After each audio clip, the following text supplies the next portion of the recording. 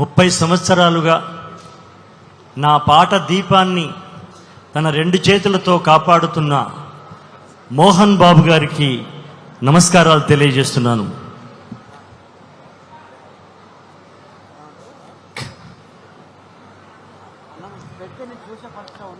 ఇంకా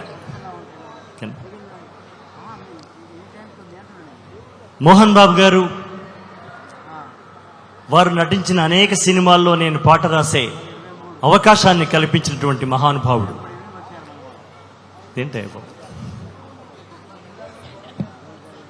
ఒక దర్శకరత్నం దాసరి నారాయణరావు గారి తర్వాత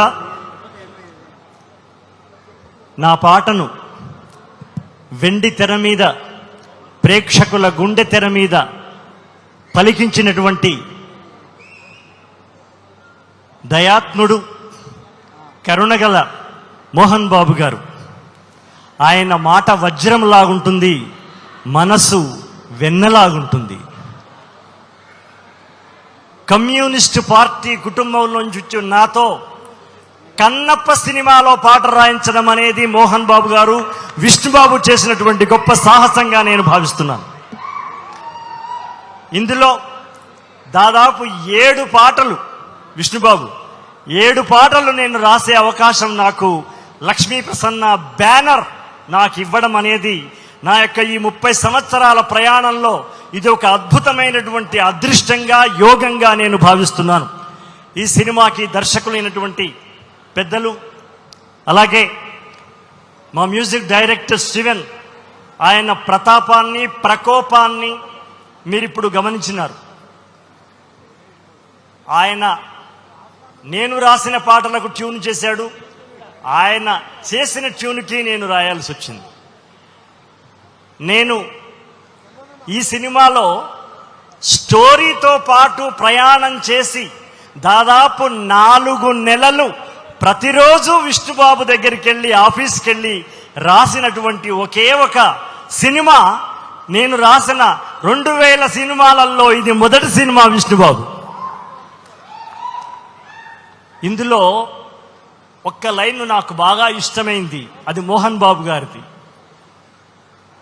ఏ దేవుడు కనలేదురా నీ అంతటి త్యాగిని.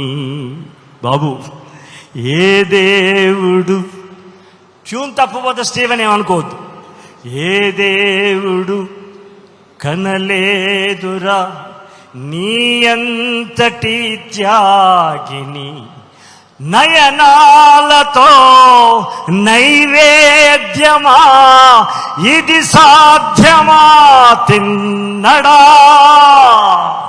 నయనాలతో నైవేద్యమా ఇది సాధ్యమా తిన్నడా.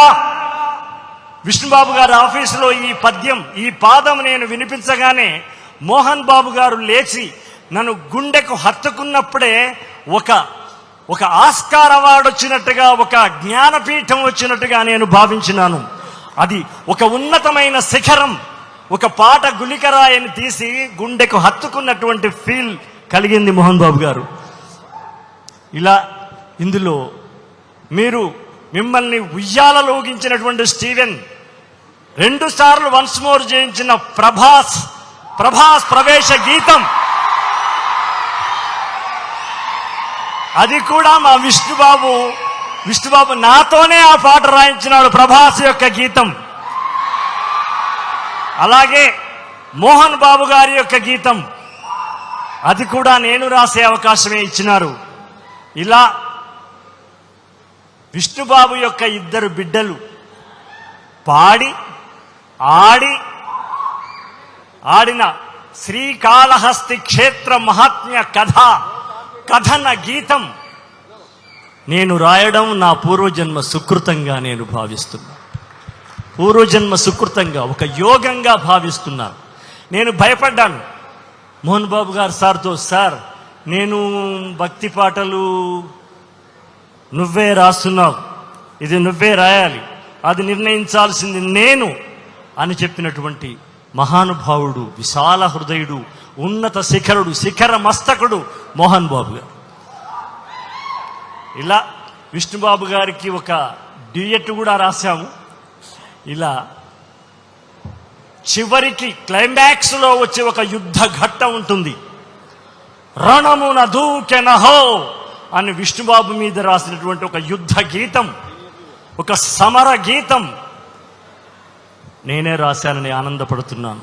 బాబు, 30 ఏళ్ల తర్వాత ఈ ప్రయాణంలో ఇంత గొప్ప చిత్రంలో బ్రహ్మానందం గారు చెప్పినారు, ఈ యొక్క చిత్రం యొక్క, ఈ యొక్క కథ యొక్క, ఈ చరిత్ర యొక్క, ఈ పురాణ యొక్క ఆంతర్యాన్ని, అంతరార్థాన్ని, తాత్వికతను వారు బాగా చలవిచ్చినారు. అటువంటి ఒక ప్రతిష్టాత్మకమైనటువంటి చిత్రం బహుశా నా జీవితంలో ఇక తర్వాత ఇటువంటి సినిమాలో నేను రాస్తానో నాకు లేదు తెలియదు, కానీ ఒక మహోన్నతమైనటువంటి వరం, ఇదొక వరప్రసాదంగా, మోహన విష్ణు వరప్రసాదంగా నేను భావిస్తున్నాను. దేవానాం మనుష్య రూపేణ, భగవంతుడు కొందరి రూపంలో కొందరికి సహాయం చేస్తాడు, కొందరికి అవకాశాలు ఇస్తాడు. అలాగే భగవంతుడే మోహన్ బాబు గారి రూపంలో నా చేత పాటలు రాయించినట్టుగా నేను భావిస్తున్నాను తప్ప నేనేదో బ్రహ్మాండంగా రాశానని చెప్పడం లేదు. ఇది ఒక అవకాశం, ఇది ఒక అదృష్టం. ఏ బహుత్ కిస్మత్ కి బాత్ హై సాబ్, मैं जो लिखा ये गाने, ये बहुत किस्मत की बात है. वो किस्मत मुझे मोहन बाबू ने दिया है और डायरेक्टर साहब ने दिया है. अपना बाबू, हम बचपन से ही बाबू बोलते हैं क्योंकि बहुत छोटे हैं मेरे से. हमारा विष्णु बाबू दिया है. सबको मैं धन्यवाद बोलता हूं. बहुत आभारी हूं. नमस्ते नमस्ते नमस्ते.